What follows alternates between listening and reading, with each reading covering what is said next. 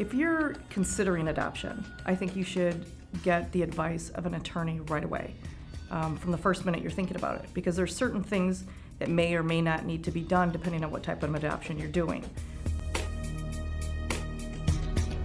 One of the most common misconceptions that I see in this area is that everyone believes that it's based on the best interest of the child. Parents' rights are what come first before we can look at the best interest of the child.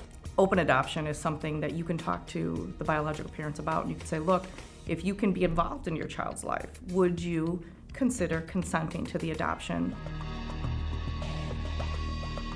We do have a thing called the putative father registry now, and in the putative father registry, in an adoption case, it only kicks in when we have an adoption case. The biological father had 30 days. He had the whole gestation period, so during the time that the mother was pregnant, he could have registered with the registry, so that 9 months. But once the baby's born, he's only got 30 days to come forward and register with the putative father registry. Otherwise, his parental rights can be terminated as well.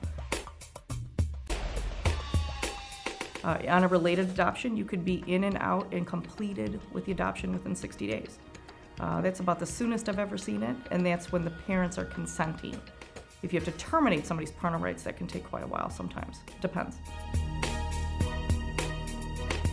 I don't think that you want to risk, especially in the area of an adoption, if you don't do something that's proper, you don't give enough notice, it can have a really negative impact. And I would not recommend that somebody go into court without an attorney. I think attorneys are very important to the process.